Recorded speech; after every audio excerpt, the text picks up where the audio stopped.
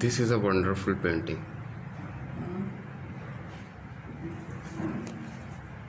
If you don't mind, so can I record a video while you are painting? No, I don't know. Okay. I'm just capturing right now the painting you made before. So I'm really interested in the idea which you have painted in this, in by your colors and everything. This is something I'm doing random. आप थोड़ा सा अगर ज़ोर से बोले तो अगर लोग सुन रहे हैं तो वो भी जो है, क्योंकि मैं ये At the moment, I'm doing something which is random. I'm just playing with the colors. Okay. So is there any idea behind playing with the colors, or what feeling you get while you are painting or you are drawing something on canvas or paper? I feel very good. It makes me feel very happy. So is there any specific subject which your painting contains, or what is the manifesto behind your paintings? Imagination. You can at the same time relate it to humanity. And my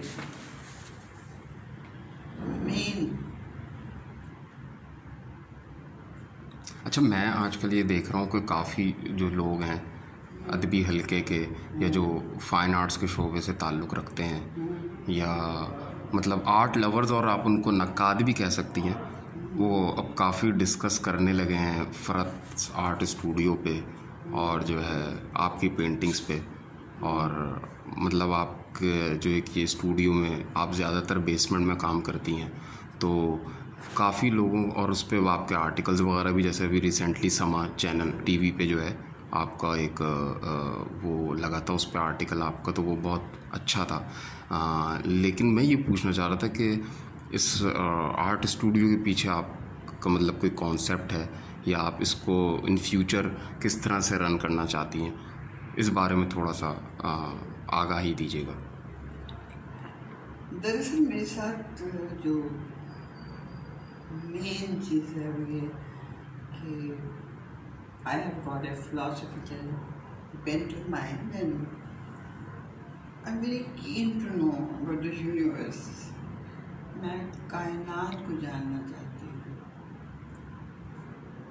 अच्छा, तो ये तो लेकिन एक फ़लसफ़े का भी मौजू है ना, तो मतलब आप फ़लसफ़े और आर्ट को फिर किस तरह से हम आहंग करती हैं, या उसके कंपैरिजन को किस तरह से फिर महसूस करती हैं, उस बारे में आपका कोई मतलब जो भी ज़र्फ़ निगाह से आप बताना चाहें।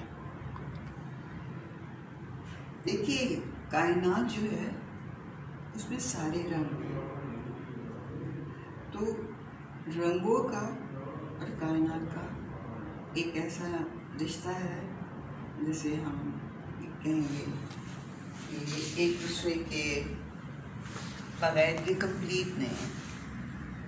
अगर आप कुदरत को देखें, नेचर को देखें, तो आपको रंग नज़र आएंगे। और वैसे भी साइंटिफिकली स्पीकिंग, जब आप रंग देखते हैं तो आपके अंदर एक कॉस्ट ऑफ फ़ज़ा की फ़ज़ा आपके जहन में आती है, और उस वक्त आपके अंदर कोई नेगेटिविटी नहीं होती, बल्कि एक फीलिंग होती है कि like I am doing something. अच्छा, फ़र्स्ट ऑफ ऑल मतलब सबसे पहले तो मैं आपसे सॉरी करना चाहूँगा, क्योंकि ये आप पेंट कर रही हैं और मैं आपसे बातें कर रहा हूँ, तो कहीं ना कहीं आप डिस्ट्रैक्ट भी हो रही होंगी। या मतलब एक पेंटर जो है वो जब पेंट करता है तो वो एक मतलब उसकी तख़य्युलात की दुनिया होती है, उसको वो अपने मतलब लाशऊरी पस मंज़र में रख के फिर रंगों से खेलना शुरू होता है। तो इसके लिए मैं माज़रत ख़्वाह हूँ कि आपको पेंटिंग में डिस्टर्ब कर रहा हूँ, लेकिन ये है कि ये जो आपकी बातें ये मतलब बहुत काबिल तशफ़ी बातें हैं, और ये सीखने का सिलसिला है जो मेरी भी ज़ाती ख्वाहिश रहती है कि वो नौजवान नस्ल तक आपका पैगाम पहुँचे। तो बाकी मैं तो एक अदना सा तालिब इल्म हूँ फ़लसफ़े का, नफ्सियात का, तो और जो है तो बाकी आपको जो एक साइंस की तरफ भी रुझान नज़र आता है, वो भी काफ़ी मतलब इंस्पायरिंग है। तो आप अपनी पेंटिंग्स को में साइंस को कहाँ एडजस्ट करती हैं? एक तो आप बहुत इंतज़ारी से काम ले रहे हैं, ये कह कर के मैं बहुत अदनासा। आप पेंट करती रहें ताकि आप अपना काम जारी रखें। दूसरी चीज़ आपने मुझसे ये पूछी कि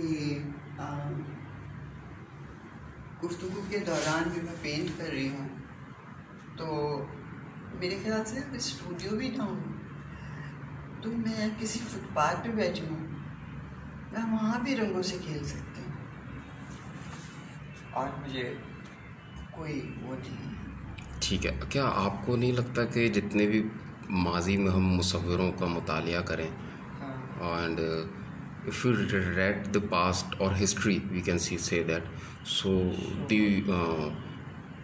wars made the philosophers, and जो कुछ थ्योरीज़ आई हैं फ़िलासफ़र्स में, मिसाल के तौर पर आप अगर एल्बर्ट कैमियो का पढ़ें या जैन पॉल सार्तर, या उनको जॉन पॉल सार्तर भी मुख्तलिफ मतलब उसमें कहा जाता है उसके तलफ़ुज़ में, तो क्या ये फ़िलासफ़र्स को वॉर्स पैदा करती हैं? मैं समझी नहीं, ज़रा खुल के बयान।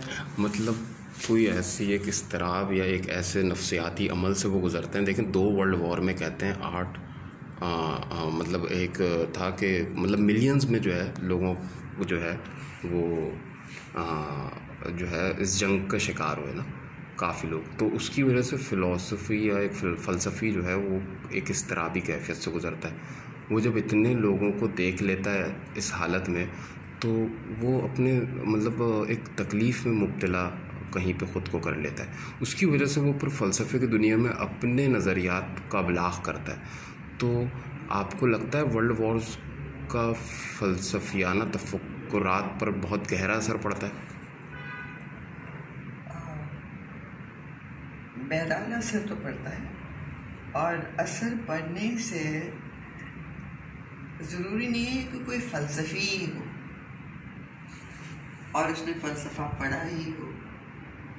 इंसानी जहन जो है इतना कॉम्प्लिकेटेड है कि उसमें ये सब कुछ नहीं है कि अगर जंगी हुई तो ये हुआ, तो फिर इस तरह तो हम फ़लसफ़ा भी, साइंस भी, ये सारी चीज़ें इंटररिलेटेड हैं। देखिए अगर हम इसको देखें, जैसे नीट्शे ने बात की थी कि there are 3 types of people, एक हर्ट पीपल है, ठीक है ना। आप पेंट करती रहें, मैं आपसे साथ साथ बात कर रहा हूँ मुझे, क्योंकि वो मैं आपके कलर्स भी थोड़े डिस्टर्ब कर रहा था, तो इस हवाले से आप कलर्स वगैरह निकालें, अपना पेंट करें। तो नहीं, आप बिल्कुल जी आप मतलब डिस्टर्ब ना हो उससे। दूसरा मैं ये कहना चाह रहा था कि नीट्शे ने कहा 3 तरह के लोग हैं, एक हर्ट पीपल हैं और फिर इस तरह के, मतलब ये चीज़ें हम तक तर्जुमों तराजिम के ज़रिए पहुँची है ना, क्योंकि वो एक जो है किस दूसरी ज़बान में लिख रहे थे, तो अब हम तक तो तर्जुमा ही पहुँचा है। प्लस वो कह रहे थे एक तो हर्ट पीपल हैं जो ज़िंदगी में ऐसा कोई ख़ास मकसद नहीं रखते हैं। जैसे चरवाहे के पास बहुत से जो है बकरे होते हैं और वो उनको जो है हाँकता रहता है, बहुत से लोग भी इस दुनिया में हाँके जाते हैं। एक वो होते हैं जो स्टेप लेना चाहते हैं, ले नहीं पाते हैं। तीसरे वो होते हैं जो रवायात का इनकार करके अपना नज़रिया पेश करके इस दुनिया की इस्लाह करना चाहते हैं। तो मैं आम लोगों की तो इसलिए अभी इस बात नहीं करूँगा क्योंकि आपका एक कंट्रीब्यूशन है सोसाइटी में। अगर आपका माजी भी देखें तो जो आपने सरकारी खदमात भी अदा की हैं, तो वो भी बहुत मतलब काबिल तशक्कुर हैं। तो उसमें मैं ये सोचता हूँ कि अब आप मतलब आवाम का तो हिस्सा नहीं है, ये अलग बात है कि आप तर्जुमानी उनकी कर रही हैं, लेकिन कंट्रीब्यूशन की बात आ जाती है। तो इस हवाले से मैं कह रहा था, तो फ़लसफ़ी जो है वो किसी सोच से गुज़रते हुए ही अपनी बातों को फिर जो है एक हम थ्योरी के नाम से जानने लगते हैं। इस हवाले से थोड़ा बताएं कि आपको लगता है मुसव्विर भी इसी तरह पैदा होते होंगे? बिल्कुल, मैं ऐसे ही समझती हूँ। और जिस वक्त किसी जहन ने ये सोचना शुरू कर दिया कि ये दुनिया वजूद में क्यों है, उसी वक्त मेरे ख्याल से तो वो सिर्फ फ़लसफ़ी बन जाता है। क्यूरियोसिटी जो है ना वो क्रिएटिविटी पैदा करती है। देखिए, सवाल का उठ जाना फ़लसफ़ी बनने की निशानदही तो नहीं करेगा, क्योंकि सवालात सबके दिल में होते हैं, कुछ बताते हैं कुछ नहीं बताते। फ़लसफ़ी उस पर रिसर्च करके या अपनी बातों को भी दूसरों तक पहुंचाते हैं, या अपना एक जो है ख़यालात हैं उनका इज़हार ख़याल बहुत मजबूत होता है। तो इसको थोड़ा सा आप बताएं कि मतलब सवालात तो सबके पास ही उठते हैं। एक मुसव्विर जैसे आप पेंटिंग कर रही हैं, इस वक्त आपके पास अपने माजी की क्या चीज़ें पस मंज़र में हैं इस पेंटिंग को करते हुए? क्योंकि ऐसा तो नहीं है पेंटिंग एकदम से आप बैठी और आपने बना दी, इसके पीछे कोई ना कोई एक रीज़न तो होगा। इसके पीछे है तन्हाई। जब इंसान तन्हा होता है तो जैसे आपने 3 तरह के लोगों के हवाले से कहा, मैं कहूँगी 6 तरह के लोग हैं। और किसी को साइंस में दिलचस्पी है, तो कहने का मकसद ये है कि हम बने इसी तरीके से, एक जहन दूसरे जहन से नहीं मिलता, एक सोच दूसरी सोच से नहीं मिलती। तो ये तो बड़ा डिबेटेबल और बड़ा क्रूटल किस्म का, क्रूशल किस्म का सवाल है। मेरा ख्याल ये है कि बजाय इसके कि हम प्रॉब्लम्स को बताएं, हम सॉल्यूशंस में ही प्रॉब्लम्स का हल निकालें। आपके नज़दीक सॉल्यूशन और कॉम्प्रोमाइज़ में कोई फ़र्क है? बिल्कुल फ़र्क है।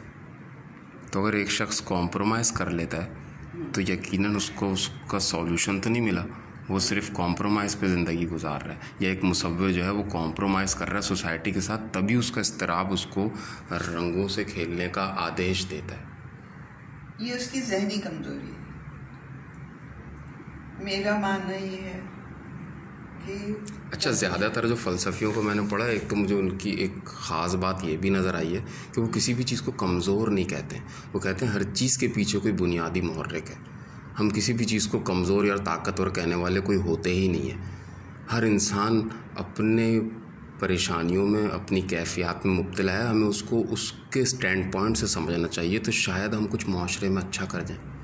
तो आपकी पेंटिंग्स जहाँ लोगों को एक बहुत ही ख़ूबसूरत कैफियत देती हैं, तो आपको नहीं लगता कि आप तो की कंट्रीब्यूट कर रही है, ना कि कॉम्प्रोमाइज़ की दावत दे रही हैं, बल्कि आप सॉल्यूशन की तरफ जा रही हैं और आप लोगों के मसाइल को समझने की कोशिश कर रही हैं? ये तो आपने सब वो कह दिया जो मेरी सोच है। मैं इसी तरह सोचती हूँ जैसे आप कह रहे हैं। सही है। अच्छा, अभी तो मैंने आपको बहुत ये आप फ़न पारा एक तश्कील दे रही हैं तो उसमें बहुत डिस्टर्ब किया है, तो मैं यकीनन फिर अगली बार किसी और वीडियो में आपका भरपूर एक समझ लें इंटरव्यू लेना चाहूँगा, ताकि आपके जो पैगाम है वो लोगों तक पहुँच सके। और आपकी पेंटिंग्स की वीडियो बनाते हुए भी ये बहुत एक मेरे लिए बहुत काबिल तशफ़ी अमल है कि मुझे अच्छा लगा, तो मैं बहुत मुतशक्किर हूँ आपका इसके लिए।